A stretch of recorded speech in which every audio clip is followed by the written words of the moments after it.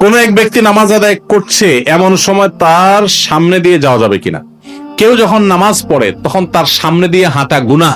নবী করিম সাল্লাল্লাহু আলাইহি ওয়াসাল্লাম বলেছেন, নামাজি ব্যক্তির সামনে দিয়ে হাঁটাহাঁটি করা এটা কত বড় গুনাহ, এটা যদি কোন লোক জানতো প্রয়োজনে 40 পর্যন্ত দাঁড়ায় থাকতো। 40 দিন নবী সাল্লাল্লাহু আলাইহি ওয়াসাল্লাম কি সেটা আর বলেন নাই, বরং 40 দিন দাঁড়ায় থাকলেও সে এটার সামনে দিয়ে হাঁটতো না, নামাজের সামনে দিয়ে হাঁটতো না। কারণ নামাজের সামনে দিয়ে হাঁটলে নামাজের মনোযোগ নষ্ট হয়ে যায়, এজন্য জায়েজ নাই।